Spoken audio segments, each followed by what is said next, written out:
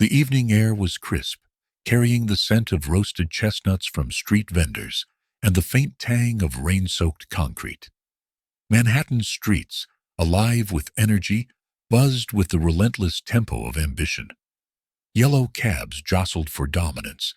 Couples strolled arm in arm, under the soft glow of marquee lights, and the ever-present hum of the city echoed in every direction. Ethan Sinclair sat in his sleek black Porsche at a red light, his fingers tapping rhythmically on the leather steering wheel. He glanced at his reflection in the rearview mirror, a man in his early 30s, with sharp features, piercing blue eyes, and the tailored look of success. Yet the reflection stared back hollowly, betraying an ache he couldn't name. The Bluetooth in his ear chimed. "Mr. Sinclair, just a reminder, you have the board meeting at 8 a.m. tomorrow." Followed by, "Thank you, Darren.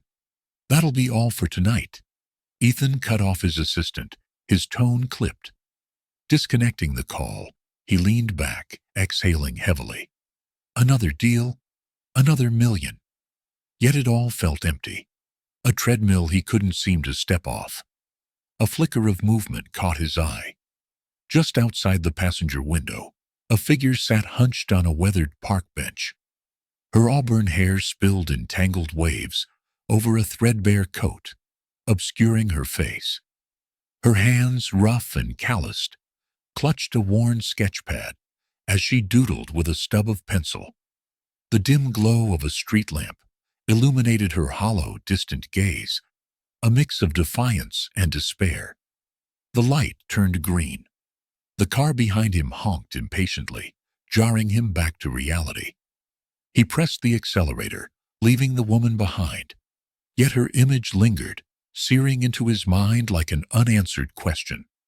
That night, the luxury of his penthouse offered no solace. The panoramic view of the glittering Manhattan skyline felt cold, a reminder of the walls he had built around himself. Ethan poured a glass of whiskey, sat on the edge of his designer couch, and stared at the untouched TV screen. Her eyes haunted him, hollow but piercing, defiant but resigned. "Why do I care?" he muttered aloud, frustration bubbling up. She was just one of countless faces in this city, but deep down, he knew there was something different about her, a stillness in the chaos that unnerved him. The next evening, Ethan found himself back at the same street corner. He wasn't sure what he was looking for until he saw her again, in the exact same spot. This time, the park bench seemed even more worn, and so did she. He approached cautiously, his polished leather shoes clicking against the pavement. "Hey!" he called out. The woman didn't look up, continuing to sketch with deliberate strokes. "You shouldn't be out here in this cold," he added, stopping a few feet away. Finally, she raised her head, revealing sharp green eyes that seemed to cut through him. "And where should I be?" she replied, her voice dry and tinged with sarcasm. "A 5-star hotel?" Ethan blinked, caught off guard. "No, I mean, can I get you something? Food? A blanket?" She let out a dry laugh, devoid of warmth. "Charity, huh? Let me guess. You felt bad sitting in your nice car, so now you're here to save me?" Her words stung, more than he expected. "I just wanted to check if you're okay." She sighed, her expression softening, but only slightly. "Do I look okay to you?" Ethan frowned. He wasn't used to feeling powerless. "Maybe not. But that doesn't mean you have to stay like this." Her lips curled into a faint, sardonic smile. "Look, I've made it this far without help. I don't need yours." Ethan hesitated. Something about her reminded him of himself, an independence so fiercely guarded, it bordered on self-destruction. "What's your name?" he asked. She shook her head, leaning back against the bench. "Good night, suit." Realizing he wouldn't get far tonight, Ethan nodded and stepped back. "All right. I'll come back tomorrow." "Don't bother," she shot back. her tone quieter now, almost a whisper. But as he walked away, Ethan caught her glancing at him, out of the corner of her eye. Back in his penthouse, Ethan replayed the exchange in his mind. Her sarcasm, her defiance, her haunting eyes. They gnawed at him, unraveling the tightly wound threads of his carefully curated life. For the first time in years, he wasn't thinking about profits or mergers. He was thinking about her. The city pulsed below, lights twinkling like false promises. Ethan stood by the window, hands in his pockets, staring into the abyss. He didn't know what tomorrow would bring, but one thing was clear. This was the beginning of something he couldn't walk away from. Manhattan awoke, with its usual rhythm, restless and unrelenting. The sky, streaked with early morning hues of pink and orange, cast a warm glow over the glass and steel jungle. People hurried along the sidewalks, clutching coffee cups, their faces fixed on destinations that seemed far more urgent than the journey itself. Amid this cacophony of ambition, two lives edged closer to an unlikely intersection. Ethan Sinclair's morning began in the polished boardroom of Sinclair Tech Dynamics, his luxury tech empire that had redefined modern living. Sleek glass walls reflected the room's cold elegance, where projections of rising profits and market dominance filled a massive digital screen. Darren, his assistant, presented the numbers with enthusiasm. "Another record-breaking quarter, Ethan," Darren said, his voice brimming with pride. "We've secured partnerships with 3 international firms. This could push our valuation over $20 billion. Ethan nodded absently, his gaze fixed on the projection. His mind, however, was far from the financial milestones that once fueled his ambition. The image of the woman on the park bench, her hollow eyes and biting sarcasm, intruded his thoughts. The same question echoed in his mind. Why do I care? "Ethan?" Darren's voice cut through the haze. "Huh?" Ethan blinked, realizing the room had fallen silent. "Your thoughts on the strategy for next quarter?" Darren pressed, his tone laced with concern. Ethan cleared his throat, forcing himself to focus. "Looks solid. Let's fine-tune the execution strategy next week." His voice was steady, but even as he spoke, he knew his distraction was becoming noticeable. As the meeting ended, Darren lingered. "Everything okay, boss? You've seemed off lately." Ethan forced a tight smile. "I'm fine, Darren. Just tired." Darren didn't press further, but his skeptical glance lingered as he left the room. Across town, in a quiet alleyway near the park, Hannah Evans sat cross-legged on a crumbling curb, sketching on the back of a discarded pizza box. Her pencil moved swiftly, bringing to life the vibrant strokes of a cityscape, a rare outlet for the creativity she guarded fiercely. Around her, the city churned, indifferent to her existence. Her stomach growled, breaking her concentration. She closed her eyes, taking a deep breath to quell the gnawing hunger. The half-eaten sandwich she'd scavenged the night before had long since lost its effect. A flash of memory invaded her mind. A bright art studio bathed in natural light, walls adorned with her paintings, and the smell of fresh coffee wafting through the air. The memory felt distant, almost like it belonged to someone else. The betrayal that had shattered her life, replayed in fragments, her business partner siphoning funds, her career crumbling overnight, and the friends who disappeared when the gallery doors closed for good. Never again, she thought, tightening her grip on the pencil. Trusting anyone now felt as impossible as escaping her current circumstances. That evening, Ethan found himself back at the park. He told himself it was just a coincidence, but the truth lingered uncomfortably in his mind. He parked his Porsche a block away and walked to the same bench where he had seen her. She was there, as he had hoped, hunched over her sketch pad, her tangled auburn hair shielding her face. This time, He came prepared. In his hands was a brown paper bag containing a warm sandwich, a bottle of water, and a thick wool blanket. Approaching cautiously, he cleared his throat to announce his presence. She looked up, her green eyes narrowing in recognition. "You again?" she said, her tone sharp but less biting than before. "You don't make this easy, do you?" Ethan said with a faint smile, holding out the bag. "I brought you something." Her gaze flicked to the bag and back to him. "What's this? Your guilt for the day?" Ethan chuckled softly. "Not guilt. Just thought you might be hungry." Hannah hesitated, her pride warring with her hunger. Eventually, she snatched the bag, her expression unreadable. "Fine, but this doesn't mean I owe you anything." "I'm not asking for anything," Ethan said, sitting on the edge of the bench.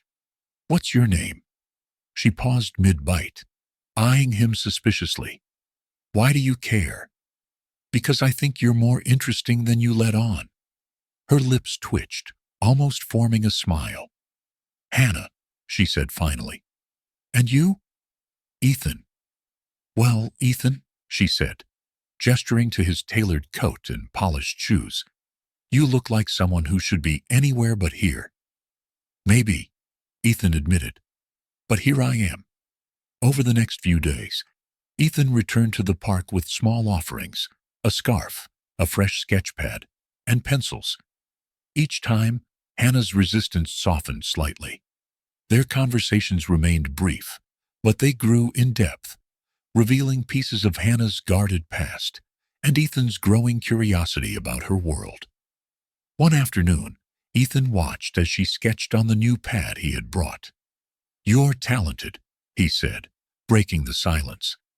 "Doesn't pay the bills," Hannah replied, not looking up. "It could," Ethan countered. "Why did you stop?" She paused, her pencil hovering over the page. "Life had other plans," she said quietly, her tone tinged with regret. As the sun dipped below the skyline, Ethan walked back to his car, his thoughts swirling with questions about Hannah. Near the park's edge, he passed Charlie, the street vendor who sold roasted chestnuts from a cart. The older man tipped his cap to Ethan. "Got yourself tangled in something, huh?" Charlie said with a knowing grin. "Just trying to help," Ethan replied. Charlie nodded thoughtfully. "Sometimes, helping ain't about what you give. It's about what you're willing to stick around for." Ethan paused, considering the man's words before continuing on his way. That night, as he gazed out of his penthouse window, the city lights seemed to hold a different kind of glow, one that hinted at the possibility of something more. The wind howled through the narrow streets of Manhattan as Ethan's car coasted to a stop at the red light. It was one of those nights when the city's vibrancy seemed muted by the bone-chilling cold. Ethan glanced out of his car window, instinctively scanning the familiar park bench where he had come to expect Hannah's presence. Tonight, the bench was empty. A pang of concern tightened his chest. It wasn't like her to disappear without a trace. Ethan checked his watch. It was past 10 p.m., and the streets were beginning to empty. Against his better judgment, he decided to circle the block, searching for any sign of her. As he turned a corner, his headlights illuminated a crumpled figure near an alley. The threadbare coat, auburn hair tangled against the brick wall. It was Hannah. She was slumped over, barely conscious, her hands clutching her abdomen, as though shielding herself from an invisible threat. Ethan's heart raced. He pulled over and rushed to her side. "Hannah," he called, shaking her gently. Her eyelids fluttered open briefly, her gaze unfocused. She mumbled something incoherent before her head lolled back. Without hesitation, Ethan scooped her up, her frail frame alarmingly light in his arms. He placed her in the passenger seat of his car, cranking the heat as he sped toward the nearest hospital. Questions swirled in his mind. What had happened to her? Why hadn't she asked for help sooner? Under the harsh fluorescent lights of the emergency room, Ethan paced anxiously. Hannah was whisked away on a gurney, and a nurse assured him she would be seen immediately. The waiting room's sterile air felt suffocating as Ethan replayed the moment he found her. After what felt like an eternity, a doctor approached him, a middle-aged woman with kind eyes and a clipboard. "Are you family?" she asked. "No," Ethan admitted, his tone firm. "But I'm responsible for her care." "How is she?" The doctor hesitated before speaking.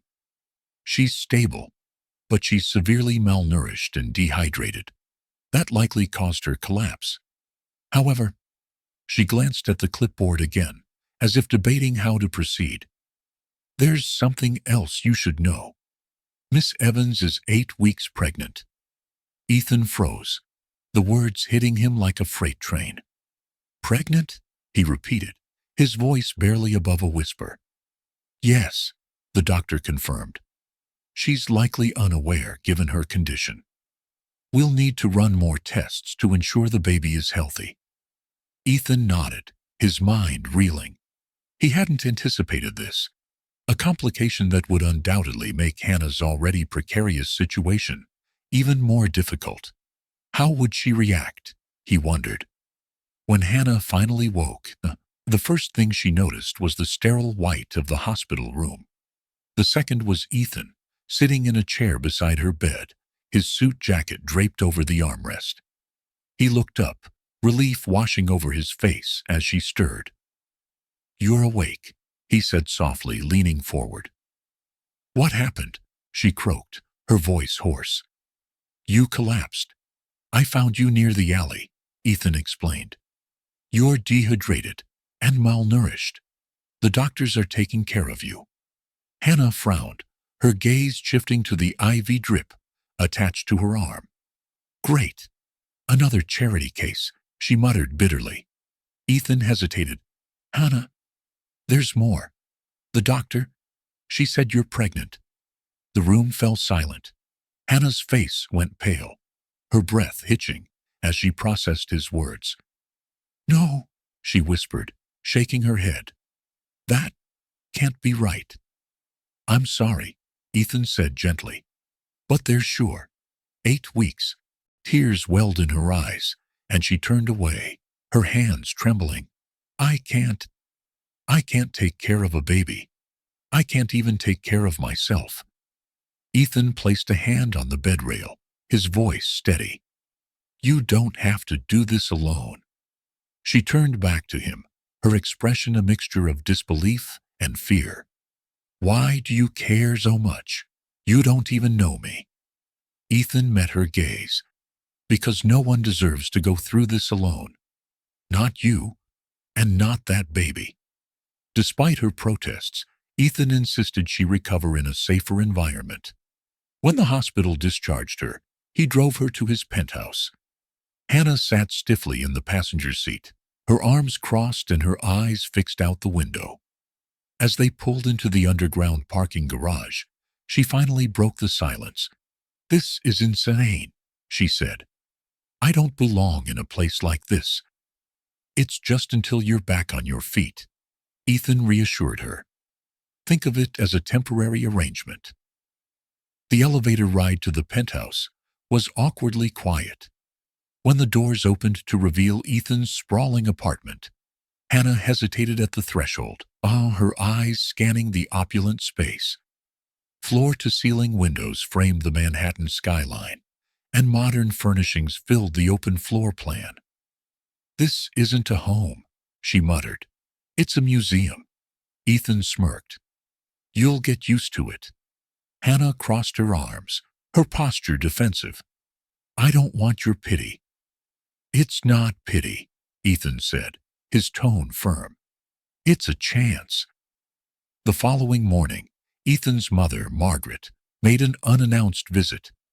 Her perfectly coiffed hair and tailored designer suit exuded authority as she stepped into the penthouse. Hannah, wearing one of Ethan's oversized sweaters, froze mid-bite of her breakfast. Margaret's eyes narrowed as she took in the scene. "Ethan," she began, her tone icy. "A word." Ethan guided his mother into the study, closing the door behind them. "What's this about, Mom?" Margaret's expression hardened. "I could ask you the same. Who is that woman? And why is she in your home?" "She's someone who needs help," Ethan replied evenly. Margaret scoffed. "Do you have any idea how this looks? The tabloids will have a field day if they find out. You've worked too hard to let some charity case ruin your reputation." Ethan's jaw tightened. "This isn't about appearances, Mom. It's about doing what's right." Margaret shook her head, her voice cold. "You're risking everything." "If that's what it takes, so be it," Ethan said, his tone unyielding. Later that evening, Hannah sat on the balcony, gazing at the city lights. Ethan joined her, handing her a cup of tea.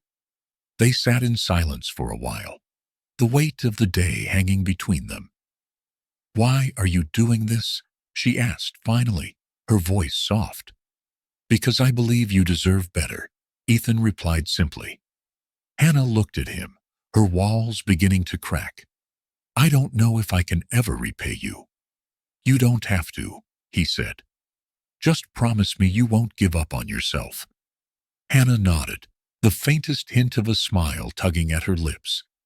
For the first time in years, she felt a glimmer of hope, fragile but real. The morning after Hannah moved into Ethan's penthouse, the Manhattan tabloids erupted with scandalous headlines. Photos of Ethan helping a frail-looking Hannah into his car and walking beside her at the hospital splashed across front pages. Tech tycoon's mysterious companion. A love affair or a secret charity? Sinclair's secret scandal. Who is the woman in his life? Ethan sat at the breakfast bar, scrolling through the articles with a grim expression. Across the room, Hannah lingered by the balcony, clutching a mug of tea.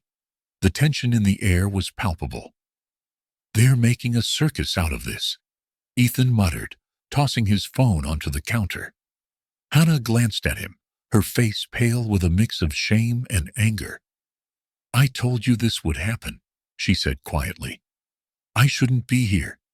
Ethan turned to her, his voice firm. "This isn't your fault. They're vultures looking for a story. But I won't let them dictate what I do." Hannah bit her lip, retreating to the balcony. She couldn't shake the feeling that her presence was unraveling Ethan's carefully built world. At Sinclair Enterprises, the atmosphere was no less tense. Ethan entered the boardroom to find his senior executives murmuring among themselves. Darren, his assistant, stood off to the side with a worried expression. "Good morning," Ethan greeted, his tone brisk. The room fell silent as Ricardo Hayes, a senior board member, cleared his throat. "Ethan, we need to address the situation." "What situation?" Ethan asked, though he knew exactly what they meant. Ricardo adjusted his tie. "The press coverage surrounding your guest. It's causing concern among investors. They're questioning your judgment." Ethan leaned forward, his gaze sharp. "My judgment hasn't changed. Our numbers are strong, and our strategies are on track. This," he gestured vaguely, "is a distraction, not a crisis." "But distractions can become crises," Darren interjected carefully. "The optics aren't great, Ethan." Ethan's jaw tightened. "I don't care about optics. I care about doing what's right." The room fell into an uneasy silence. Darren shot Ethan a glance, silently urging caution. But Ethan's resolve was unshaken.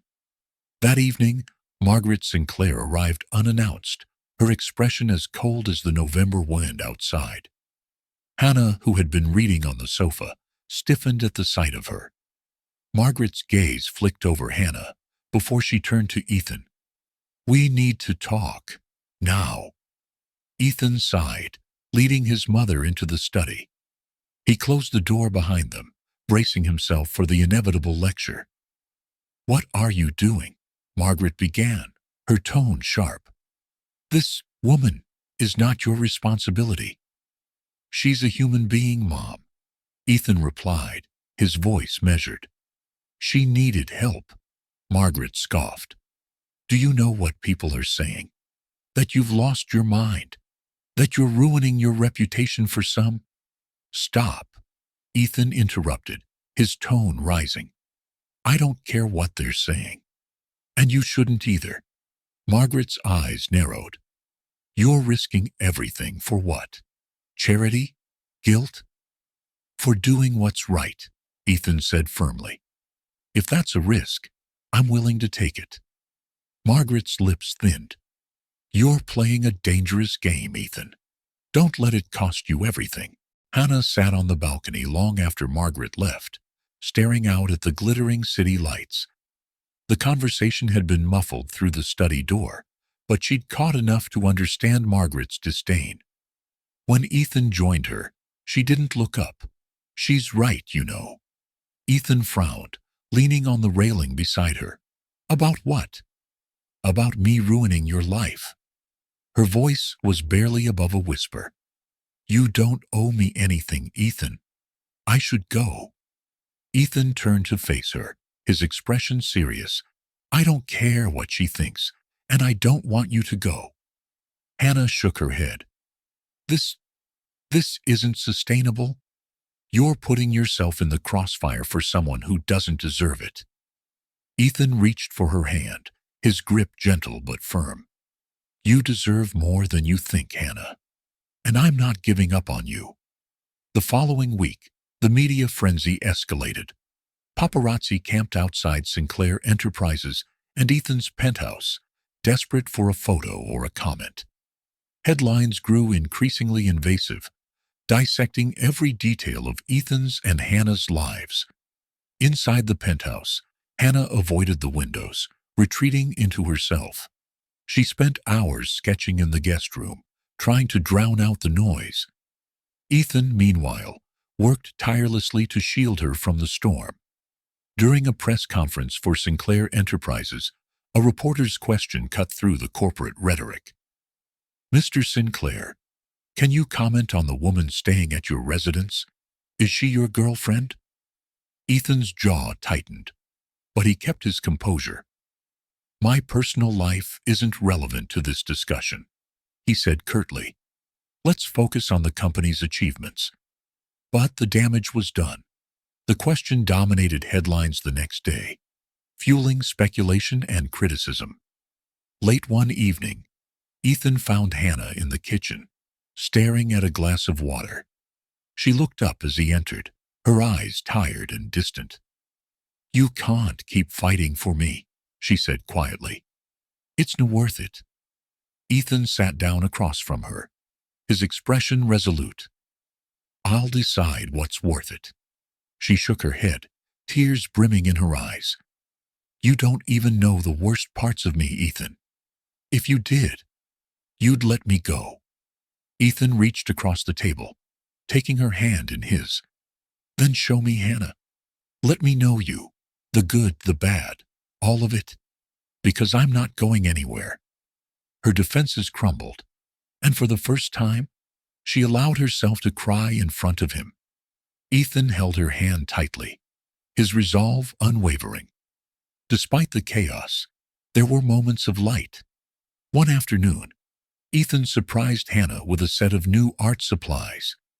Her eyes widened as she unwrapped the carefully chosen brushes, paints, and sketchbooks.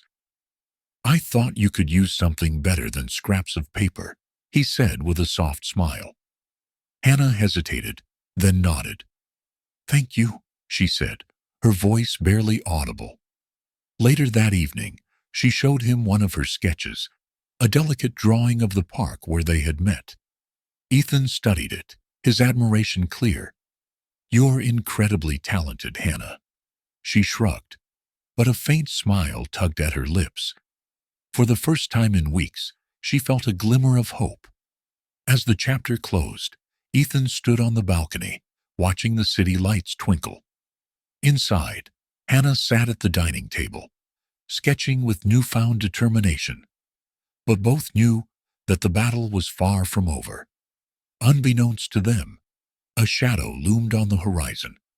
Hannah's past was about to resurface, bringing new challenges that would test their fragile bond.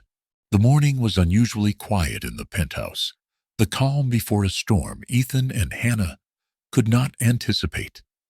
Hannah sat by the window, her sketchpad resting on her knees as she traced delicate lines of the Manhattan skyline. A soft knock at the door interrupted her concentration. Ethan, still in his suit, from an early board meeting, crossed the living room to answer. When the door swung open, a man in a tailored suit stood there, his confident smile not quite reaching his eyes. "Daniel," Ethan said, his tone wary. Hannah froze at the sound of the name. Her pencil slipped from her fingers, clattering to the floor. Slowly, she turned to see her brother standing in the doorway, his polished appearance a stark contrast to the memories she carried of him. "Hannah," Daniel said smoothly, stepping inside uninvited. "It's been a long time." Hannah stood abruptly, her face pale. "What are you doing here?" Daniel's smile faltered, but he quickly recovered, adopting a tone of mock concern. "I heard about your situation. I wanted to check in on my little sister." "Check in?" Hannah's voice cracked with disbelief. "After everything you did?" Ethan observed the exchange, his instincts on high alert. He could sense the tension radiating from Hannah and the carefully veiled manipulation in Daniel's demeanor. "Maybe we should sit down," Ethan suggested, his voice calm but firm. Daniel chuckled, waving a dismissive hand. "No need for dramatics. I'm just here to talk." Hannah's hands clenched into fists. "Talk about what? How you sold Dad's company out from under us? Or how you disappeared when everything fell apart?" Daniel's polished exterior cracked for a moment, but he quickly replaced it with a facade of remorse. "I made mistakes, okay? I thought maybe we could start over." Ethan stepped forward, positioning himself subtly between Hannah and Daniel. "If you're here with good intentions, you'll respect her space. But if you're not..." His voice carried an unspoken warning. As Daniel left with a promise to be in touch, Hannah sank onto the sofa, her composure unraveling. Ethan sat beside her, his hand resting gently on hers. "I'm sorry," she whispered, her voice thick with emotion. "You have nothing to apologize for," Ethan replied softly. Hannah stared at the floor, her mind flooded with memories. She spoke hesitantly, revealing the betrayal that had shattered her life. Their father had built a modest yet thriving furniture business, a source of pride for their family. But Daniel, seduced by the promise of quick wealth, had sold it to a predatory buyer. The deal had stripped them of everything, leaving their father heartbroken and their family fractured. "I tried to pick up the pieces," Hannah said, her voice trembling. "But Daniel just vanished, like none of it mattered." Ethan listened intently, his heart aching for her. "He doesn't deserve your forgiveness," he said gently. "But you deserve peace." Unconvinced by Daniel's sudden appearance, Ethan discreetly instructed his legal team to dig into Daniel's financial activities. Within days, they uncovered a trail of debts and shady dealings. It became clear that Daniel's visit was not an act of reconciliation, but a calculated attempt to exploit Hannah's connection to Ethan. Ethan shared the findings with Hannah, who felt a mix of anger and resignation. "He hasn't changed," she said bitterly. "I should have known." "You did nothing wrong," Ethan reassured her. "This is on him, not you." Daniel's persistence escalated. He began leaving voicemails and showing up uninvited at the penthouse, each time with a new excuse to see Hannah. Ethan's patience wore thin. One evening, Daniel cornered Hannah outside a local cafe, where she had gone for a quiet moment, away from the penthouse. His tone was desperate as he pleaded for her help. "I just need a little push to get back on my feet," he said. "You're in a position to help now, thanks to your benefactor." Hannah's temper flared. "You don't get to call him that. And you don't get to ask me for anything." "You're really going to turn your back on family?" Daniel asked, his voice dripping with mock guilt.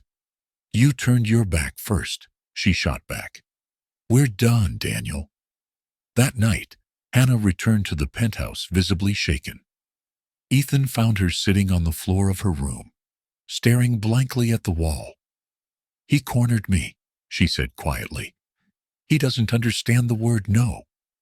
Ethan's expression darkened. "That's enough. I'm handling this." The next morning, Ethan confronted Daniel in person, armed with the evidence his legal team had gathered. The meeting was tense, with Daniel attempting to justify his actions, but Ethan's calm, unyielding demeanor left no room for negotiation. "You've crossed a line," Ethan said coldly. "If you come near Hannah again, I'll make sure you face the consequences." Daniel sneered, but the threat in Ethan's voice was enough to send him retreating. In the aftermath, Hannah struggled with feelings of guilt and vulnerability. "I hate that he still has this power over me," she admitted to Ethan one evening. "You're stronger than you think," Ethan replied. "And he doesn't define you."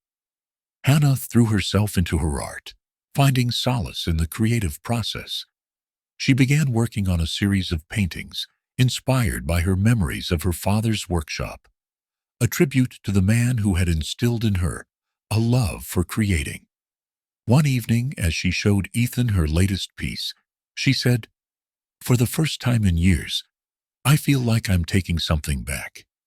Ethan smiled, his pride evident. "You're not just taking it back, you're transforming it." As the chapter ended, Ethan received a call from his legal team with an unexpected development: documents revealing irregularities in the sale of Hannah's father's business. The discovery hinted at a new battle to come, one that could change everything. "Looks like Daniel's betrayal runs deeper than we thought," Ethan told Hannah, his tone serious. Hannah's eyes hardened with determination. "Then we fight. For my father. For everything we lost." Ethan nodded, his hand resting on hers. Together, Ethan's office buzzed with the urgency of the revelation. His legal team presented him with a file thick with evidence, the details of which painted a grim picture of the fraud that had stolen Hannah's father's business. Contracts forged, signatures falsified, and a web of deceit orchestrated by the buyer and aided by Daniel. Ethan listened intently, his mind already racing with plans. "Does this mean she can get it back?" he asked. "Legally, yes," replied Charles Hayes, the lead attorney. "But it won't be easy. The current owner, Gregory Mason, won't give up without a fight." Ethan leaned back in his chair, determination hardening his features. "Then we'll fight." When Ethan shared the discovery with Hannah, her reaction was a mix of disbelief and anxiety. "It's been years," she said, pacing the living room. "I wouldn't even know where to start." "You don't have to do it alone," Ethan said, his voice steady. "We'll handle the legal side. You just need to decide if this is what you want." Hannah stopped pacing, her eyes fixed on the floor. "I don't know if I'm strong enough," she admitted. Ethan stood, crossing the room to stand beside her. "You are," he said firmly. "And this isn't just about the past. It's about reclaiming your future." Hannah looked at him, her eyes filled with uncertainty, but also a flicker of resolve. "Okay," she said finally. "Let's do it." Ethan and Hannah didn't have to fight alone. Sophie Grant, a passionate community advocate, stepped in to help mobilize public support. A natural leader with a knack for rallying people, Sophie saw the fight as more than a legal battle. It was a stand against systemic injustice. "People need to see what's happening here," Sophie said, during a planning meeting at the penthouse. "This isn't just about one business. It's about holding people accountable." Tyler Brooks, a sharp and relentless journalist, joined the cause, determined to expose the corruption. His articles began to shed light on Gregory Mason's shady dealings, sparking public outrage. The initial hearing was held in a small but packed courtroom. Hannah sat beside Ethan, her hands trembling slightly as the judge reviewed the case. Across the aisle, Gregory Mason sat, with his team of high-priced attorneys, his smug expression thus a stark contrast to Hannah's nervous energy. Ethan leaned in, his voice low and reassuring. "We've got this." The hearing was intense, with Mason's lawyers attempting to dismiss the case on technicalities. But Ethan's legal team, armed with indisputable evidence, countered every argument. By the end of the day, the judge ruled that the case could proceed to trial. As they left the courtroom, Sophie greeted them with a triumphant grin. "One step down," she said. "Plenty more to go." While the legal battle progressed, Hannah found herself drawn deeper into the fight. Encouraged by Sophie and Tyler, she began attending community meetings and sharing her story. Her initial hesitance faded as she saw the impact her words had on others. One evening, standing before a small group in a community center, she spoke about her father's legacy. "He built something with his own hands, something he was proud of," she said, her voice steady. "And it was stolen from him, from us. But we're here to take it back." The applause that followed was loud and heartfelt. For the first time in years, Hannah felt a sense of purpose beyond her own survival. As the trial gained momentum, Ethan faced pressure from his corporate world. Board members voiced concerns about his involvement in such a high-profile and potentially damaging case. "You're risking your reputation," Darren warned during a tense meeting. "Investors don't like uncertainty." Ethan met their objections with calm resolve. "This isn't about me," he said. "It's about doing the right thing." Despite the backlash, Ethan refused to back down. His unwavering support for Hannah began to inspire others, including some of his colleagues who admired his integrity. In the midst of the chaos, Hannah rediscovered her love for art. Inspired by her father's workshop, she began creating again, using her sketches to express the emotions she struggled to put into words. One evening, Ethan found her in the studio, a half-finished painting on the easel before her. The scene depicted a workshop bathed in warm light, tools neatly arranged on a wooden bench. "This was his space," she grew, her voice soft. "It's how I remember him." Ethan stepped closer, his gaze on the painting. "It's beautiful," he said. "Just like everything else you create." The trial itself was grueling. Mason's attorneys pulled every trick in the book to discredit Hannah and her claims. But Ethan's legal team countered with a meticulously crafted case, supported by documents, witnesses, and public opinion. Hannah took the stand, her hands gripping the edge of the witness box as she recounted the events that had led to her family's downfall. Her voice wavered at first, but as she spoke, her confidence grew. "My father didn't just build furniture," she said. "He built a life for us, a future, and they stole it." Midway through the trial, a former employee of Mason's company came forward with damning testimony, confirming the fraudulent nature of the sale. The courtroom buzzed with tension as the witness detailed the scheme. Ethan squeezed Hannah's hand under the table. "We're getting closer," he whispered. In the final days of the trial, the judge ruled in Hannah's favor, declaring the sale void and ordering Mason to return the stolen assets. The courtroom erupted in celebration as Hannah and Ethan embraced, tears streaming down her face. As they left the courthouse, Reporters swarmed them, cameras flashing. Hannah, still overwhelmed, managed a small smile as she spoke into the microphones. "This isn't just my victory," she said. "It's a reminder that we all deserve justice." Reclaiming her father's business was bittersweet for Hannah.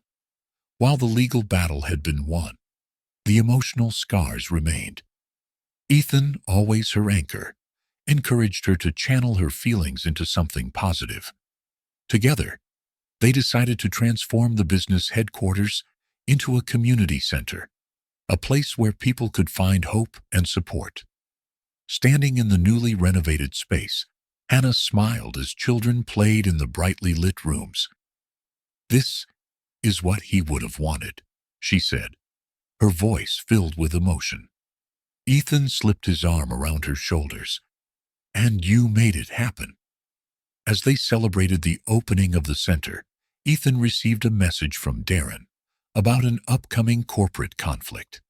Meanwhile, Hannah was approached by an older woman who introduced herself as a gallery owner, interested in showcasing her work. The paths they had chosen were filled with new challenges, but as they stood together in the community center, they knew they could face anything, as long as they were side by side. The once abandoned building that housed Hannah's father's business was undergoing a stunning transformation. Brightly colored walls replaced the peeling paint, and laughter echoed through the halls as volunteers worked tirelessly to prepare the space for its new purpose, a community center. For Hannah, this wasn't just a project. It was a symbol of resilience, rebirth, and hope. Ethan stood beside her as they surveyed the progress. "You've done something incredible here," he said, his voice filled with admiration. Hannah smiled faintly, her hand resting on the curve of her growing belly. "We've done this together." The grand opening of the Sinclair Evans Community Center was a vibrant celebration. The courtyard bustled with activity. Local families gathered under colorful banners, children played games, and a local band performed cheerful tunes. The scent of freshly grilled food filled the air as volunteers served meals to attendees. Hannah stood on the newly built stage, addressing the crowd. Her voice was steady, but her eyes glistened with emotion. "This center isn't just about providing a space," she said. "It's about creating opportunities, building connections, and reminding everyone here that they matter." The applause was thunderous. Ethan, standing among the crowd, felt a swell of pride as he watched her. For the first time in years, Hannah seemed at peace. Behind the scenes, Ethan was a whirlwind of activity. He leveraged his connections to secure funding, rallied corporate sponsors, and ensured the center's operations were efficient and sustainable. He spent late nights poring over budgets and brainstorming new initiatives with Hannah. One evening, as they sat in the center's office surrounded by paperwork, Ethan looked up at her. "You know," he said, grinning, "for someone who claims to hate public speaking, you're a natural." Hannah chuckled. "I've had some practice lately. Besides, this means too much for me to stay quiet." The community center quickly became a beacon of hope. Its programs ranged from job training workshops to after-school tutoring sessions. An art therapy room was one of the most popular features, with residents expressing themselves through paint and sculpture. One teenager, Mia, approached Hannah one afternoon with a shy smile. "Miss Evans," she said, holding up a canvas, "I wanted to show you this." The painting depicted a vibrant city skyline, bursting with color and life. Hannah studied it, her eyes lighting up. "This is amazing, Mia," she said. "Have you thought about showing it in an exhibit?" Mia's eyes widened. "You think it's good enough?" "I think it's more than good enough," Hannah said, her voice warm. "You've got talent. Don't let anyone tell you otherwise." As the center flourished, so did the demands on Hannah's time. Balancing her leadership role with her pregnancy proved challenging. Late nights and long days took their toll, and Ethan often found her asleep at her desk. One evening, Ethan gently shook her awake. "You need to take a break," he said, concern etched on his face. "I can't," she murmured, rubbing her eyes. "There's too much to do." Ethan knelt beside her, taking her hands in his. "You're doing an incredible job, Hannah. But you can't do it all. Let the team help. That's why they're here." Reluctantly, Hannah agreed, delegating more tasks to the staff. To her surprise, the center continued to thrive under their shared leadership. Hannah's work at the center brought her into contact with people from all walks of life. One such individual was Mrs. Eleanor Grant, a retired teacher who volunteered to tutor struggling students. Mrs. Grant quickly became a mentor to both Hannah and the children she worked with, her wisdom and kindness leaving a lasting impression. "You remind me of myself when I was younger," Mrs. Grant told Hannah one afternoon. "Determined, stubborn, and passionate. Use those qualities wisely. They'll take you far." One rainy afternoon, the center received an unexpected guest, Gregory Mason. The former owner of Hannah's father's business had come unannounced, his demeanor subdued. Hannah's stomach churned at the sight of him, but she kept her composure. "I came to apologize," Mason said, his voice low. "For everything I did. You didn't deserve any of it." Hannah studied him, searching for sincerity in his eyes. "Why now?" she asked, her tone measured. Mason hesitated. "Because I see what you've built here, and I realize I was wrong to take it from you." Though skeptical, Hannah chose to hear him out. After their conversation, Mason made a substantial donation to the center, a gesture that didn't erase the past, but hinted at redemption. As the months passed, Hannah and Ethan celebrated personal milestones alongside their professional successes. The nursery in their home was coming together, filled with soft pastel colors and hand-painted murals. Ethan often found himself daydreaming about the future as he assembled furniture or folded tiny clothes. One evening, as they stood in the nursery, Ethan placed a hand on Hannah's belly. "Can you believe we're going to be parents?" he asked, his voice filled with wonder. Hannah smiled, leaning into him. "It still feels surreal, but I can't wait." Despite their joy, challenges loomed on the horizon. Darren approached Ethan with news of a corporate competitor planning to undermine his company's recent project, a move that could jeopardize funding for the center. "We'll handle it," Ethan said, determination in his voice. "This center isn't going anywhere." Hannah, meanwhile, faced her own challenges. Balancing her responsibilities while preparing for motherhood left her feeling stretched thin. But she refused to let doubt take over, drawing strength from the people who depended on her. As the chapter closed, Hannah and Ethan stood outside the center, watching children play in the courtyard as the sun set. The warmth of the scene filled them with hope, reminding them of why they had fought so hard. "This place," Hannah said, her voice soft, "it's more than I ever imagined." Ethan smiled, slipping his arm around her shoulders. "And it's only the beginning." The Sinclair Evans Community Center had become a beacon of hope, and its first major fundraiser gala was the talk of the city. The event was hosted in the center's newly renovated auditorium, adorned with fairy lights and elegant floral arrangements. The guest list included a mix of community members, corporate sponsors, and city officials, each captivated by the story of how the center had transformed lives. Hannah stood backstage, her nerves evident as she adjusted her simple yet elegant navy blue dress. Ethan approached, his hand lightly brushing hers. "You're going to be amazing," he reassured her with a warm smile. "You say that now," she replied, her voice tinged with both humor and apprehension. "But public speaking isn't exactly my forte." Ethan chuckled. You've faced tougher audiences than this, Hannah. Just speak from your heart. The crowd quieted as Hannah stepped onto the stage, the spotlight illuminating her.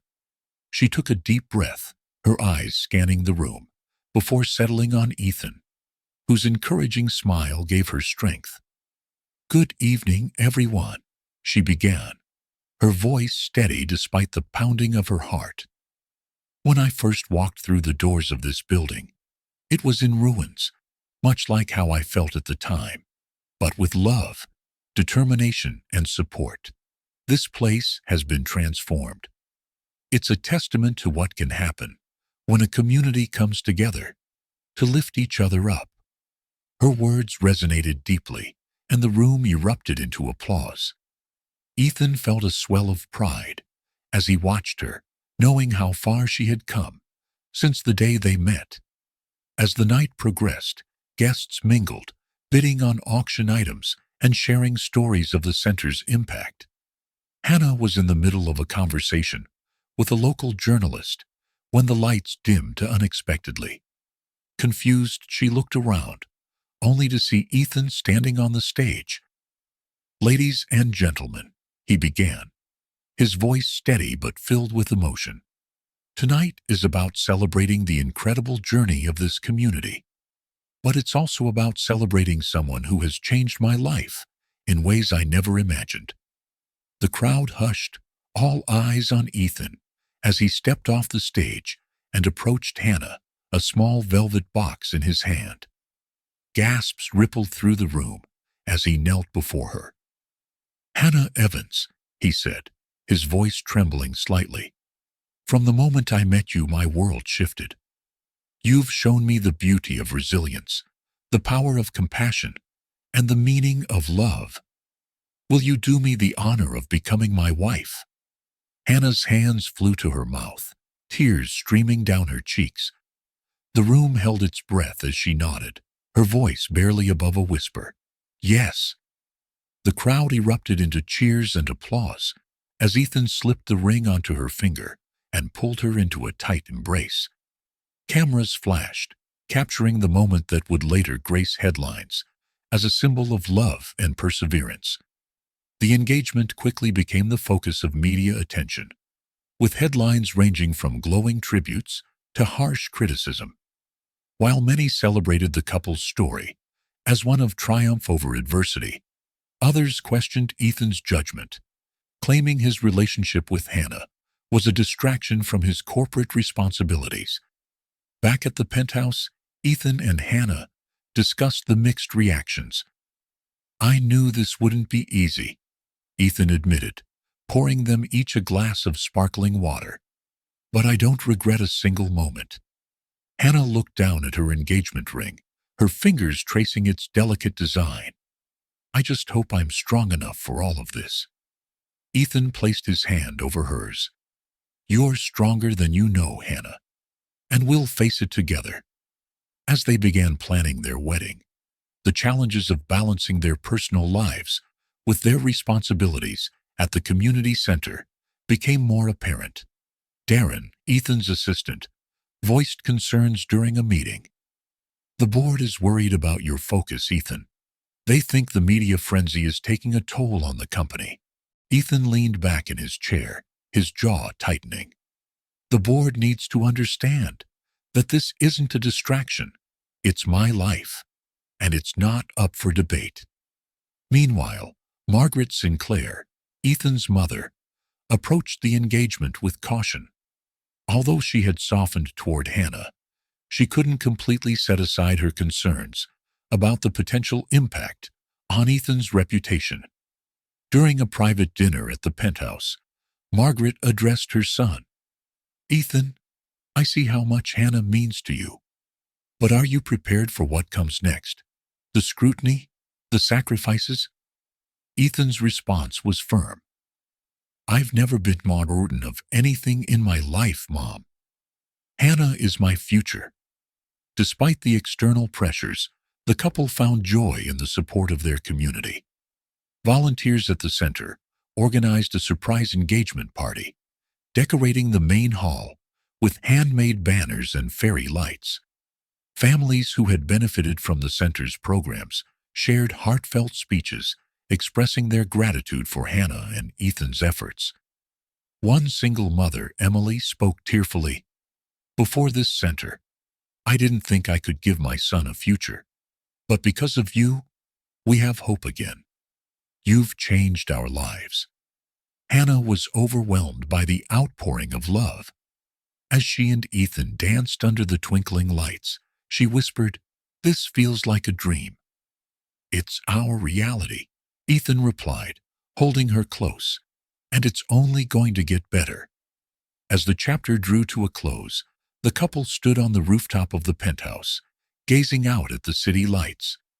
Ethan wrapped his arms around Hannah, his chin resting on her shoulder. "Can you believe we're getting married?" he asked, his voice filled with wonder. Hannah smiled, leaning into him. "Sometimes it feels surreal, but with you everything feels possible." Ethan kissed her temple, his voice soft but resolute. "No matter what challenges come our way, we'll face them together." The days leading up to the wedding were a whirlwind of activity. The Sinclair Evans Community Center, chosen as the venue, had been transformed into a stunning oasis of love and hope.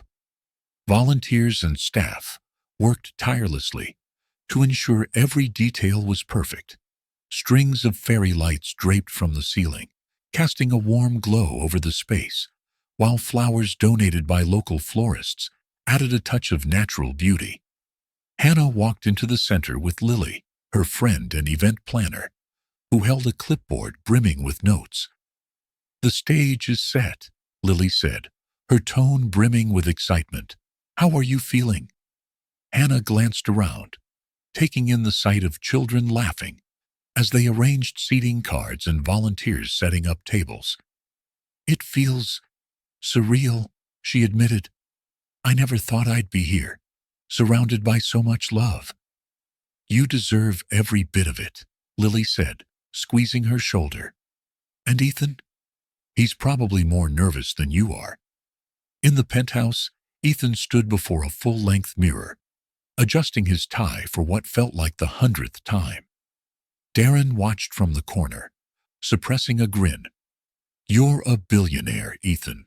You've faced down corporate titans, and yet a wedding has you shaking?" Ethan shot him a playful glare. "This is different. This is forever." Darren chuckled. "Relaxed. She loves you. That's all that matters." Ethan exhaled deeply, his mind flashing back to the moment he proposed. The memory steadied him, filling him with resolve. "You're right. Let's do this." As the sun rose on the wedding day, a quiet buzz of excitement filled the air. Hannah sat in a small room at the community center, her hair swept into an elegant bun, adorned with delicate flowers. She stared at her reflection in the mirror, her heart pounding as Lily adjusted the lace veil. "You look breathtaking," Lily said softly. Hannah traced the neckline of her gown, a simple yet exquisite design that reflected her personality. "Do you think he'll like it?" Lily laughed. "Ethan Sinclair? He's going to lose his mind." There was a knock at the door, and Margaret Sinclair stepped in, holding a small velvet box. "I thought you might like this," she said, her tone warmer than Hannah had ever heard.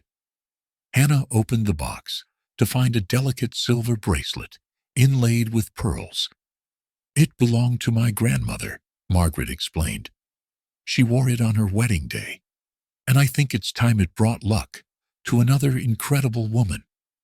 Hannah's eyes welled with tears as she fastened the bracelet around her wrist. "Thank you, Margaret. This means so much."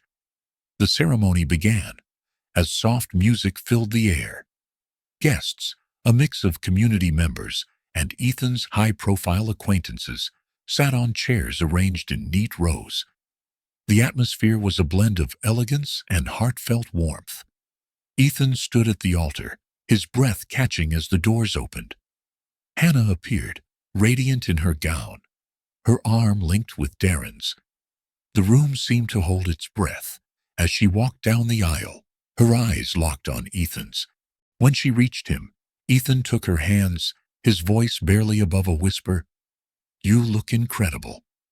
"And you," she replied with a smile, "look just as nervous as I feel." The officiant began with a heartfelt welcome, speaking about the journey that had brought them together. Then came the vows, words spoken with raw emotion that brought tears to the eyes of everyone present. After the ceremony, the reception began in the center's courtyard, now a magical space, lit by lanterns and candles. Margaret, once skeptical of the relationship, stood to give a toast. "When I first met Hannah, I wasn't sure what to think," she began, her voice steady.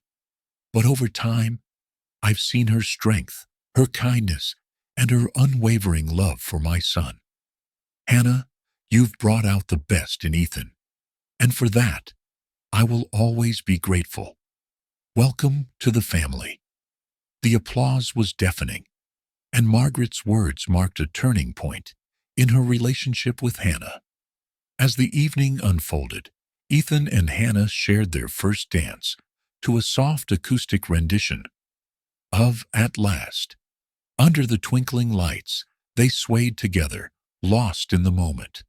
Around them, guests clinked glasses, children played, and laughter filled the air.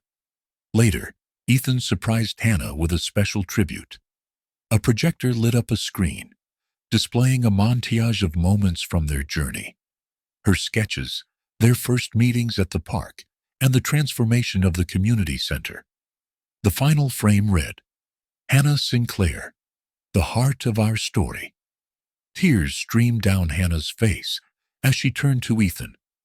"You didn't have to do this." "I wanted everyone to see what I see," he replied softly. "The woman who changed my life." As the reception wound down, Ethan and Hannah stood together, watching their guests dance and laugh.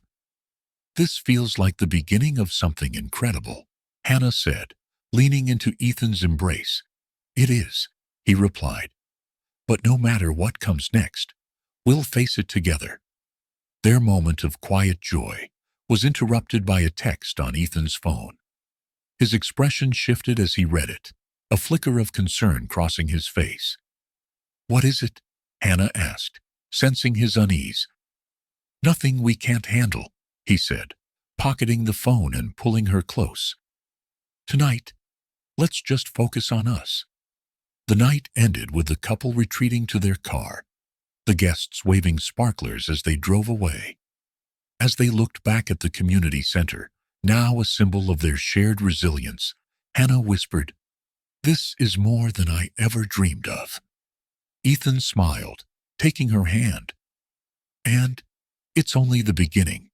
The soft cries of a newborn filled the sterile hospital room as Ethan and Hannah stared in awe at their baby boy. James Sinclair, barely an hour old, was cradled in Hannah's arms, his tiny fingers curling around hers. Tears streamed down Ethan's face as he placed a tender kiss on his son's forehead. "You're perfect," Ethan whispered, his voice thick with emotion. Hannah smiled, exhaustion and joy mingling in her eyes. In that moment, the trials they had endured faded into the background. This was their family, a new beginning, fragile yet filled with boundless hope. Bringing James home was an adventure in itself. The nursery, meticulously prepared with pastel hues and hand-painted murals, felt both warm and surreal as they laid James in his crib for the first time. The first few weeks were a blur. Sleep became a distant memory as James' cries punctuated the nights.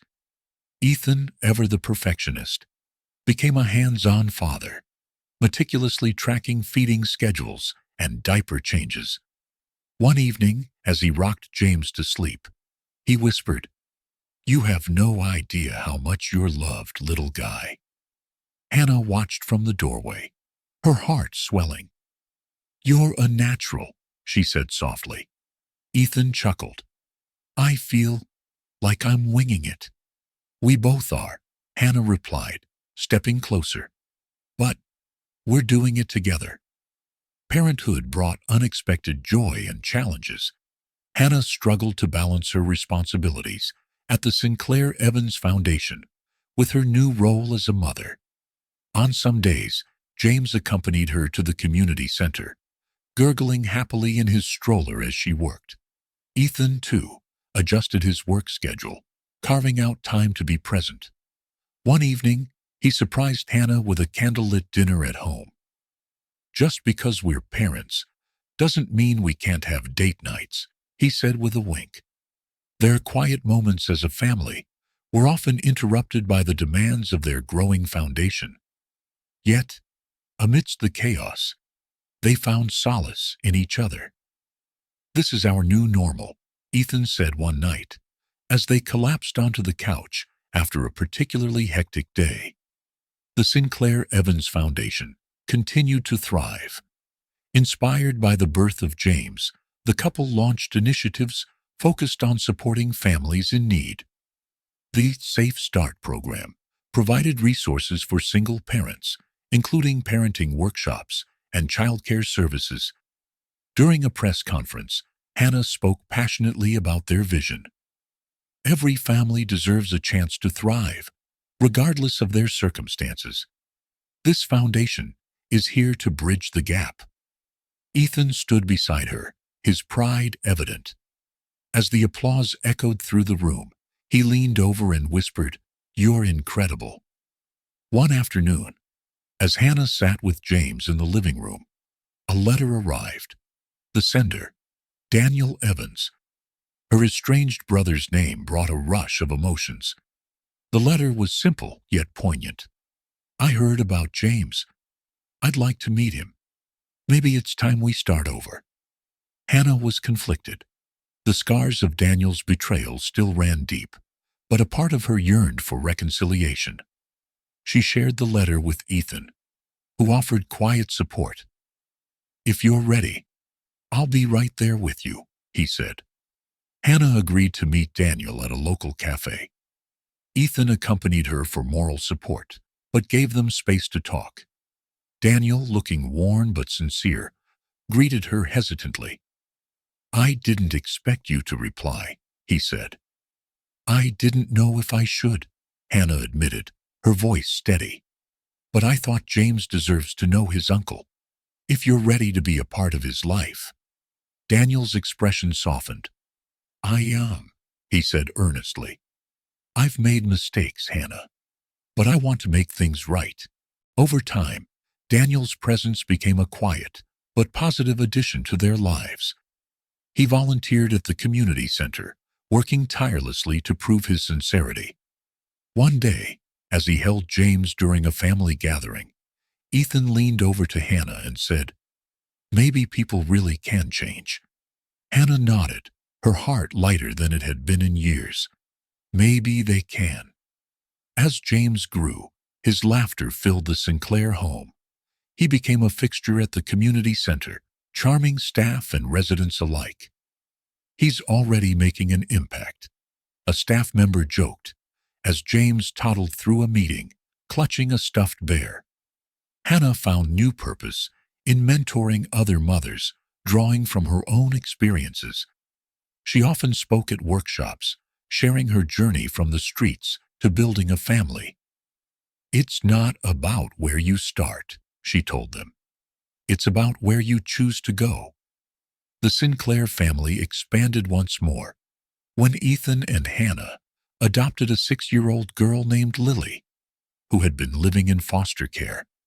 James adored his new sister, eagerly showing her around the house and including her in his adventures. One evening, as they sat together for a family movie night, Ethan looked around the room, his heart full. "This," he said quietly to Hannah, "is everything I ever dreamed of." Hannah rested her head on his shoulder, a content smile on her face. "It's more than I ever imagined." As the Sinclair Evans Foundation grew, so did its challenges. A powerful developer began eyeing the land of one of their community centers, threatening to dismantle their work. Hannah and Ethan prepared for another battle, determined to protect the community they had built. "We've come too far to let this happen," Ethan said, his resolve unwavering. Hannah placed a hand on his arm, her gaze steady. "We'll face it together, just like always." As the Sinclair family stood on the balcony of their home, watching the sunset paint the sky in hues of gold and orange, they reflected on their journey.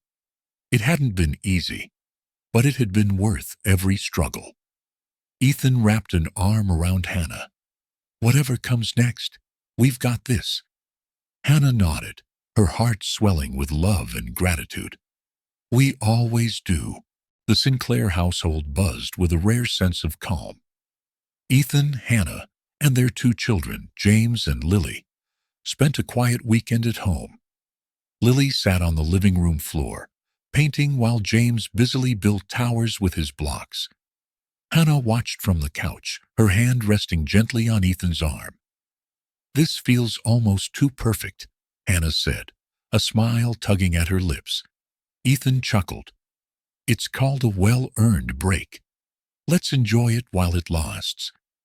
Unbeknownst to them, forces were at work to disrupt their peace.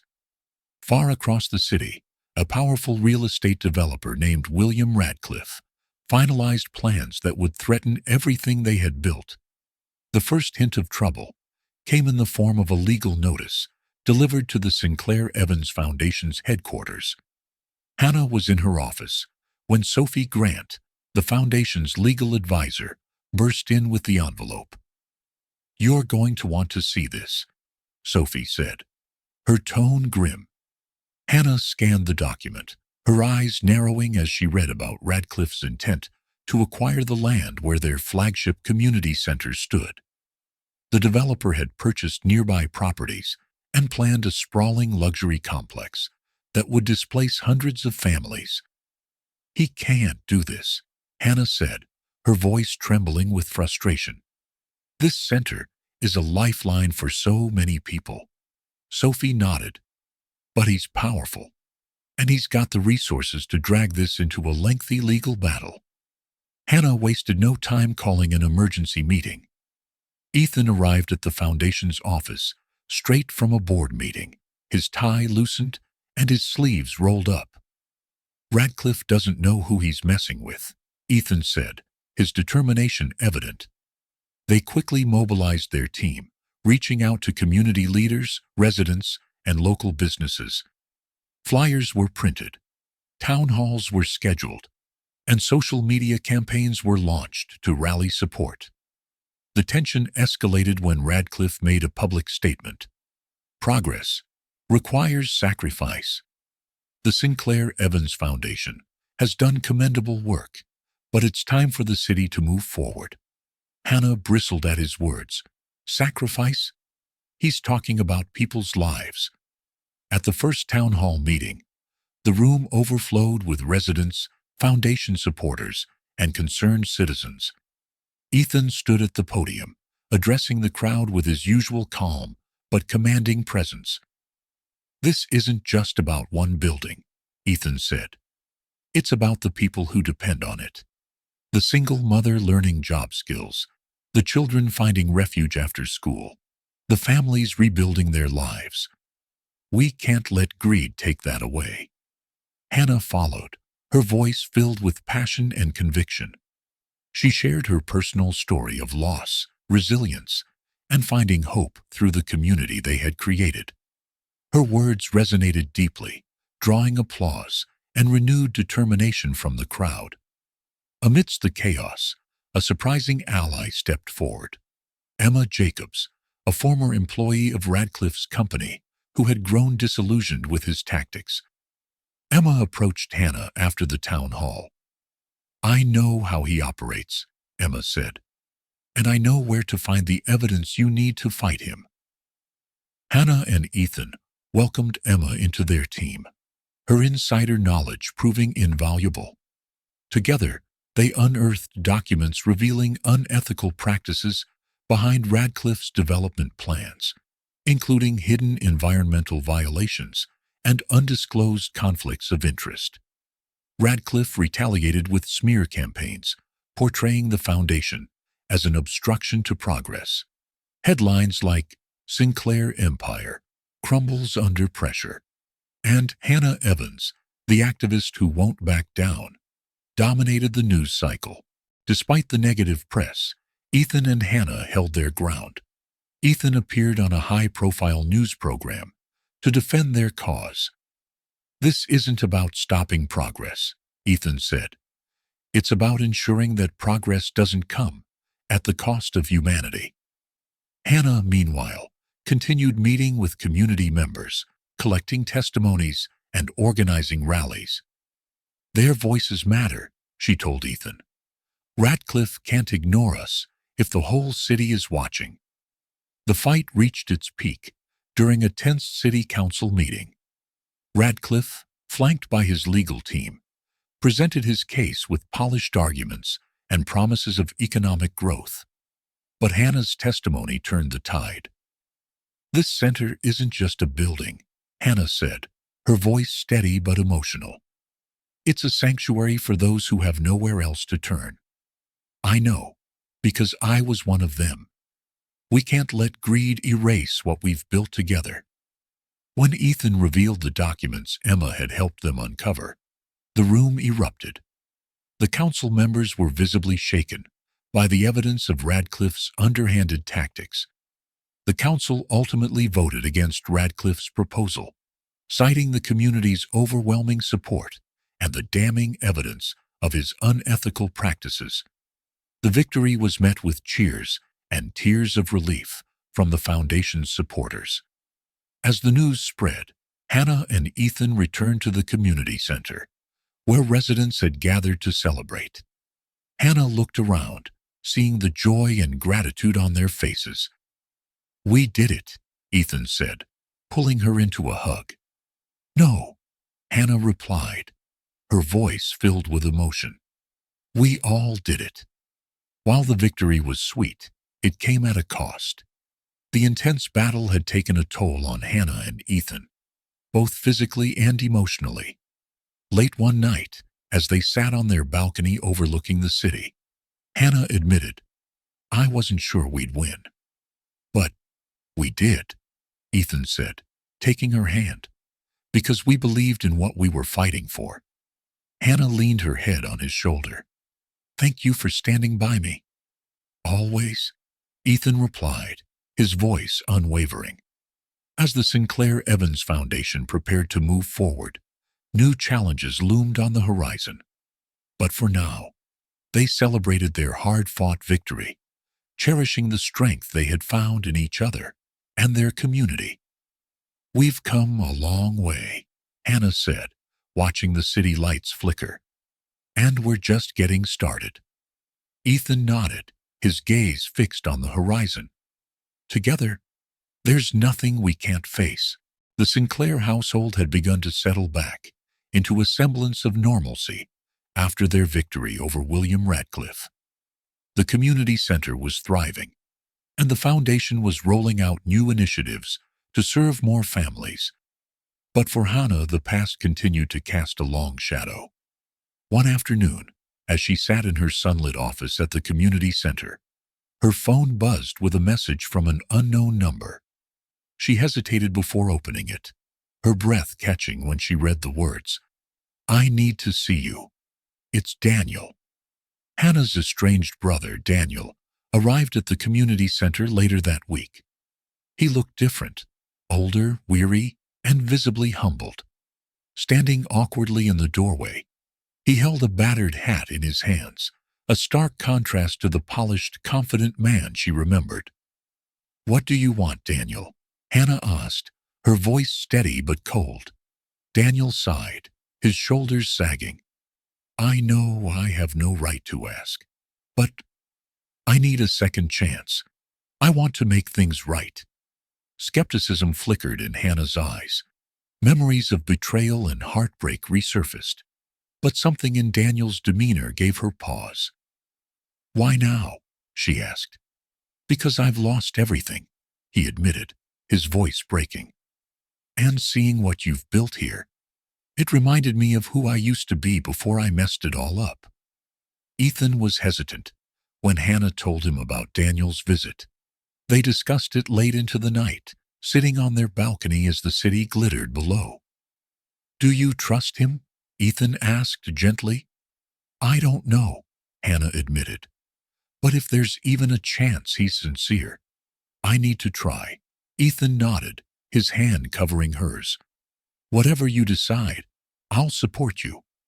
The following week, Daniel began volunteering at the community center under strict supervision.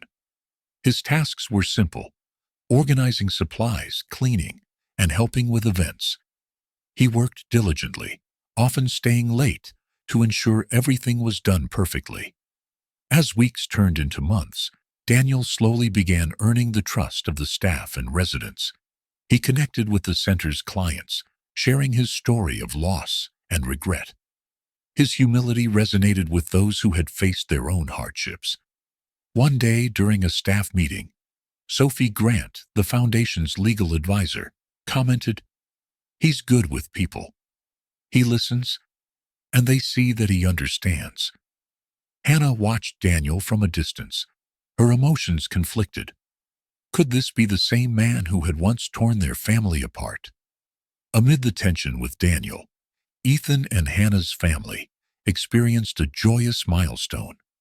After months of deliberation, they finalized the adoption of a 6-year-old girl named Lily. She was bright, curious, and full of questions, quickly bonding with James. "Do I have to call you Mom and Dad?"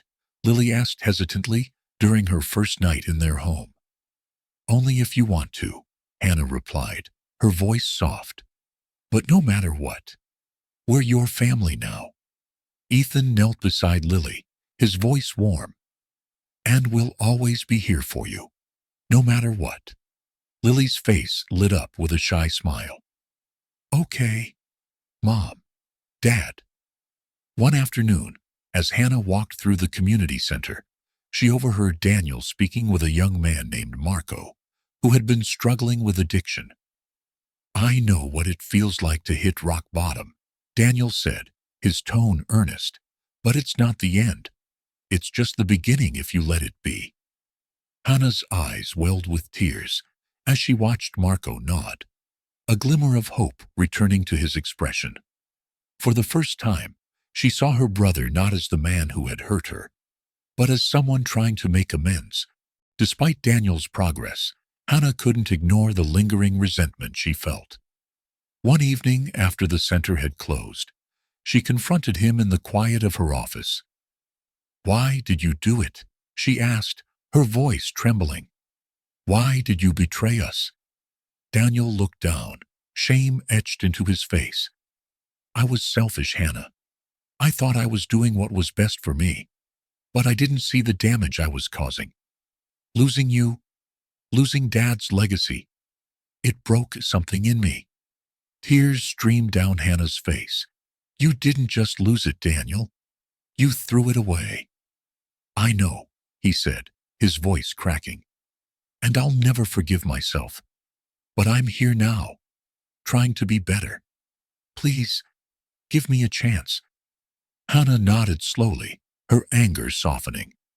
"I'm not ready to forgive you yet, but I'll give you that chance."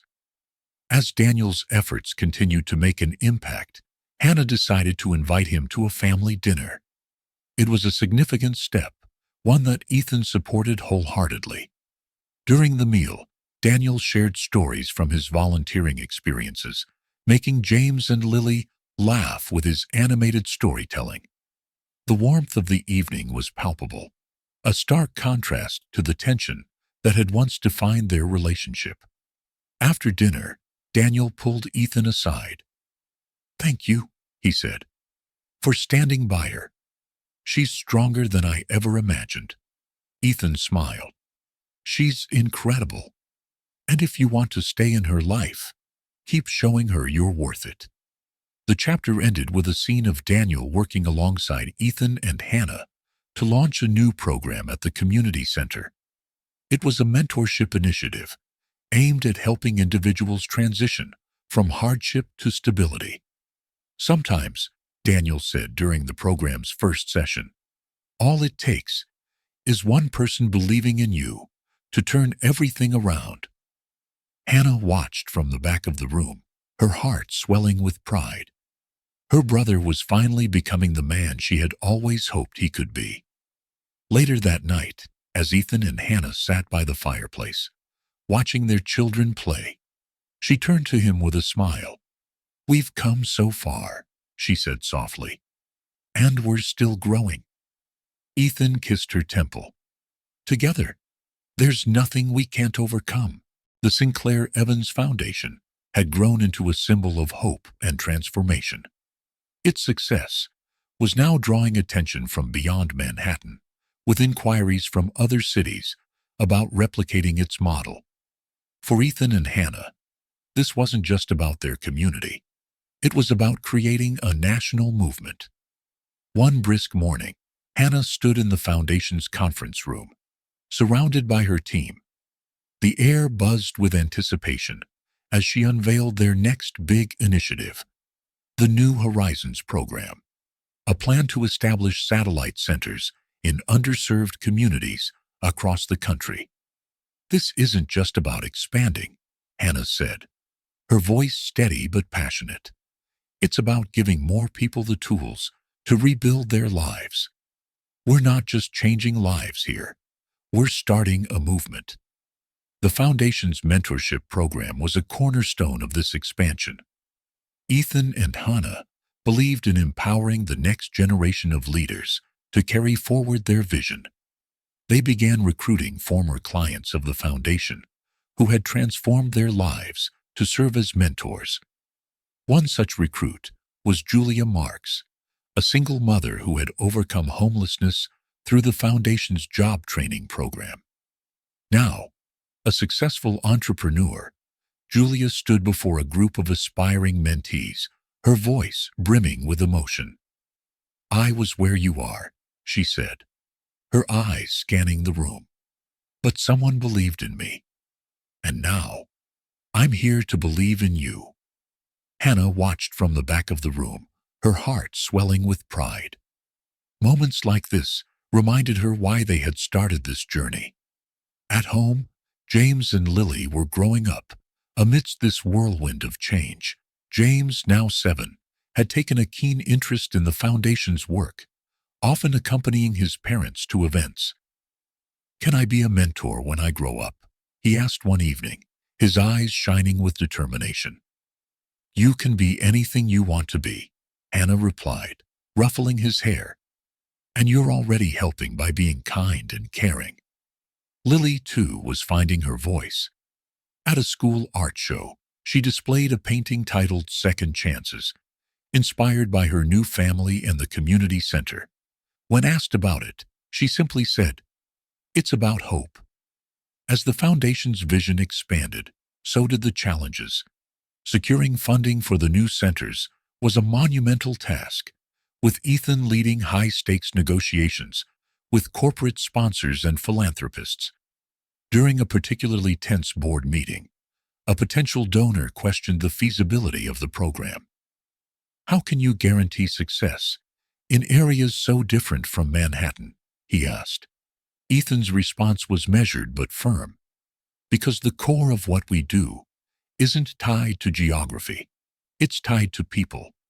And people everywhere deserve a chance to thrive." The donor nodded, visibly impressed. By the end of the meeting, they had secured a significant commitment. Hannah was becoming a sought-after speaker at conferences and events. Her story of resilience and the Foundation's success resonated deeply, inspiring countless individuals to join the cause. At a national nonprofit summit in Chicago, she delivered a keynote address titled "Building Bridges, Not Walls." Her words were met with a standing ovation. "Hope isn't something you find," she concluded. "It's something you build together."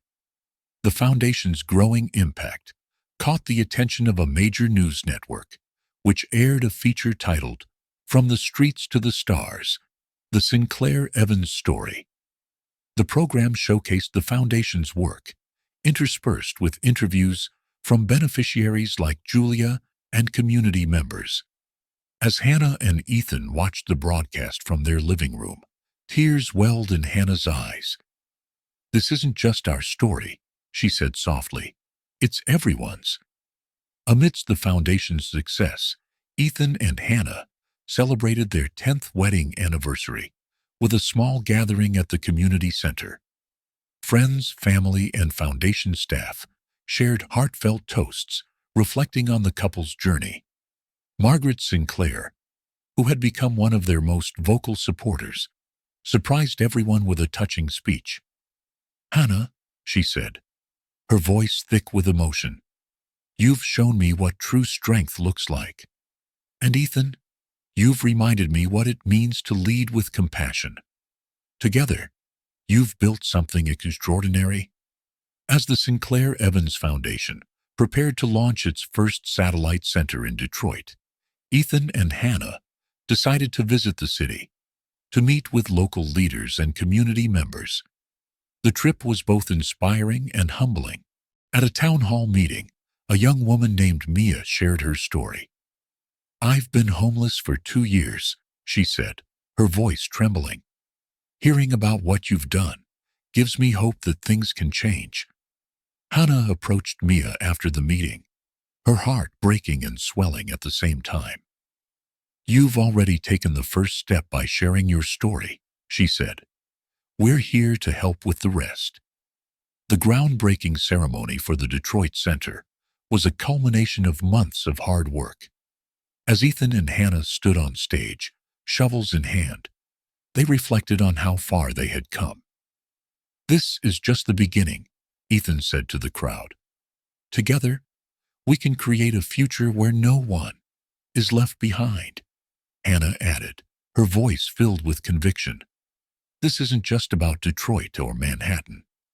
It's about showing the world what's possible when we choose compassion over indifference."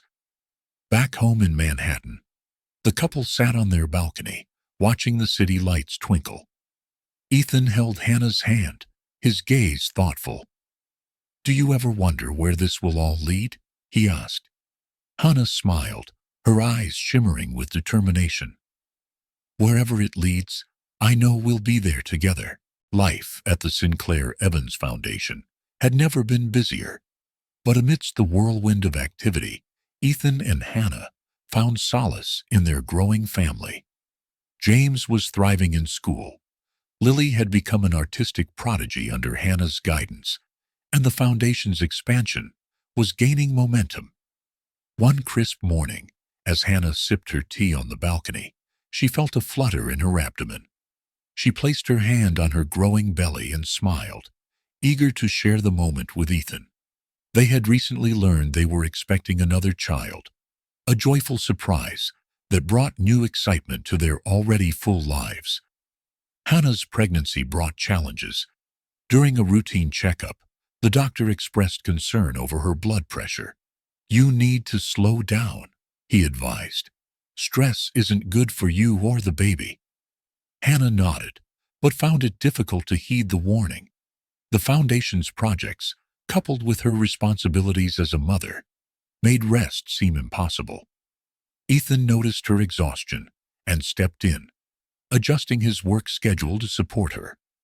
One evening, while working late on a proposal for a new center in Chicago, Hannah felt a sharp pain in her side. She tried to brush it off, but the discomfort grew unbearable. Ethan, alarmed, rushed her to the hospital. As they waited in the emergency room, Ethan held her hand tightly. "We'll get through this," he whispered, his voice filled with determination. Hannah's temporary hospitalization sent ripples through the Foundation. Staff members stepped up to cover her responsibilities, and former beneficiaries like Julia Marks and Tyler Brooks took on leadership roles. During a staff meeting, Julia addressed the team. "Hannah has always been there for us. Now, it's our turn to be there for her. Let's make sure the Foundation doesn't miss a beat." The community's support was overwhelming. Messages poured in from across the country, and the foundation's centers held fundraisers to show solidarity. While Hannah recuperated, Ethan dealt with a new threat. The anonymous warning they had received in Chapter 13 proved prophetic.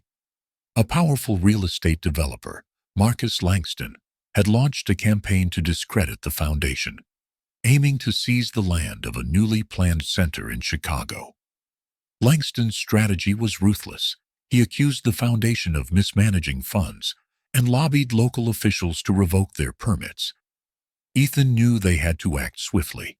He called a meeting with the legal team, determined to fight back. "We've built this foundation on transparency and integrity," he said. "We're not going to let anyone take that away." Ethan and Hannah decided to address the controversy head-on.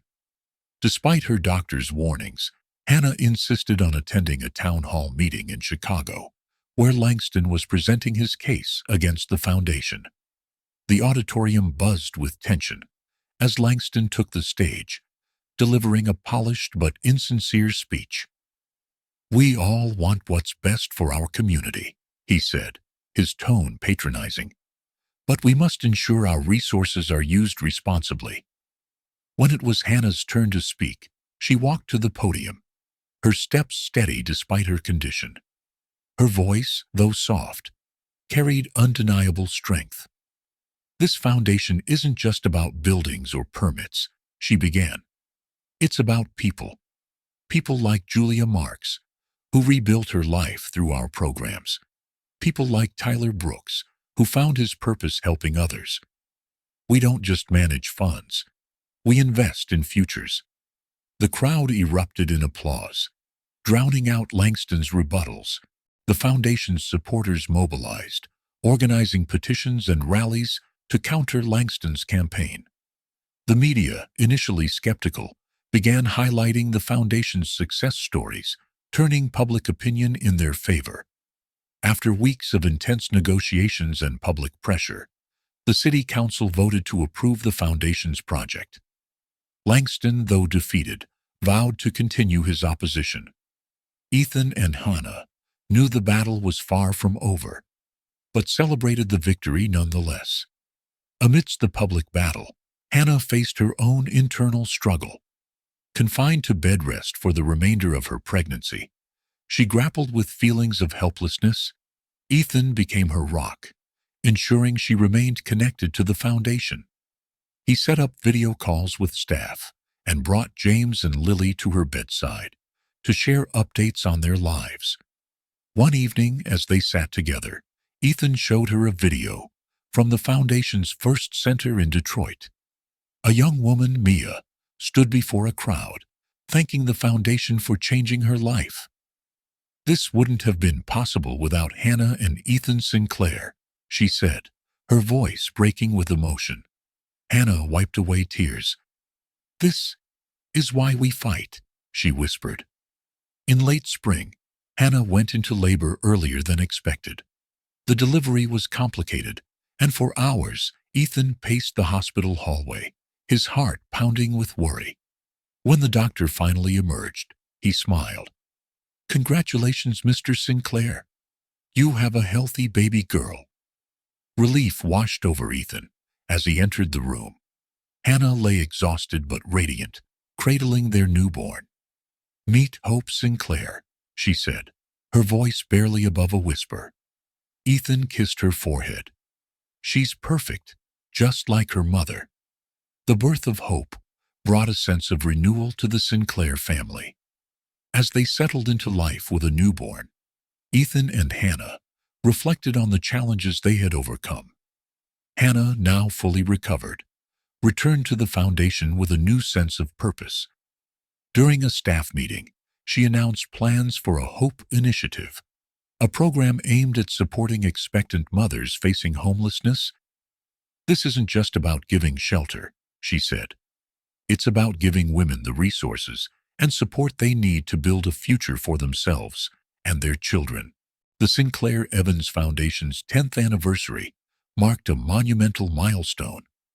The original center had blossomed into a nationwide network, with more than 30 centers providing shelter, education, and job training to thousands.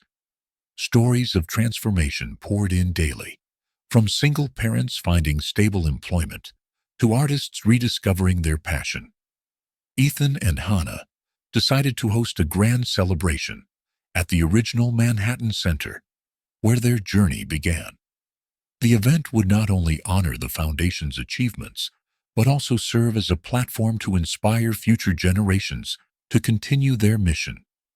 Hannah walked through the bustling hall of the original center, where volunteers decorated the space with flowers, lights, and photos from the past decade.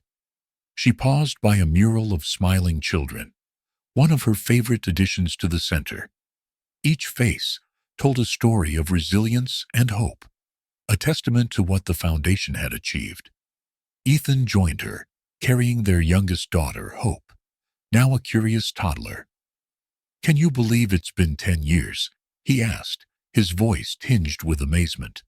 Hannah smiled, her eyes scanning the room. "Sometimes it feels like yesterday, and sometimes it feels like a lifetime ago. But seeing all of this, it makes every struggle worth it." The celebration began with a packed hall of supporters, staff, and beneficiaries. Among the honored guests were James and Lily, now teenagers who had grown into confident young advocates for the foundation. James, at 14, had asked to deliver a speech. Standing on stage, he adjusted the microphone nervously, but soon found his voice. "When I was younger, I didn't understand why my parents worked so hard. Now, I see that they weren't just helping others. They were building something for all of us. This foundation isn't just about second chances. It's about believing in people and showing them they matter." The audience erupted in applause, and Ethan and Hannah exchanged proud smiles. During the event, beneficiaries shared their stories. Emily, one of the first women to benefit from the foundation, stood at the podium with her now 10-year-old son. "I came here broken, with no hope for the future. But because of this foundation, I found my strength again. Today I own a small business and can give my son the life he deserves. Thank you, Ethan and Hannah, for believing in me when I couldn't believe in myself." The room fell silent as tears welled in the eyes of many. Emily's words echoed the impact of the foundation, reminding everyone why they had gathered. As the evening continued, Sophie Grant, a board member and longtime supporter, took the stage. "Tonight, we celebrate not just the foundation, but the visionaries behind it," she began, gesturing toward Ethan and Hannah. "Your courage and compassion have inspired us all. On behalf of the board, I am proud to announce the creation of the Sinclair Evans Fellowship, a program dedicated to training the next generation of community leaders." Hannah covered her mouth in surprise, while Ethan leaned in to whisper, "Did you know about this?" She shook her head, tears streaming down her cheeks as the audience gave them a standing ovation. Later that night, Ethan and Hannah stole a quiet moment together on the rooftop of the center. The city lights sparkled around them, a backdrop to their conversation. "I can't believe how far we've come," Hannah said, leaning against Ethan's shoulder. "Sometimes it feels like a dream, but it's not a dream," Ethan replied, wrapping his arm around her. "It's what happens when we refuse to give up on ourselves, on each other." Hannah nodded, her gaze fixed on the stars. "Do you think we've done enough?" Ethan turned to her, his expression earnest. "Enough for today, but tomorrow, we keep going." The following weeks were filled with excitement as the Sinclair Evans Fellowship launched. Young leaders from across the country applied, sharing their visions for change. Hannah personally mentored several applicants, finding joy in their enthusiasm and fresh ideas.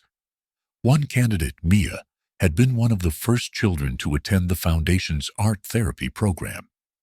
Now in her 20s, she spoke passionately about creating safe spaces for children in underserved communities. "You gave me a place to dream," Mia told Hannah during her interview. "Now, I want to do the same for others." Despite their success, the foundation faced new challenges.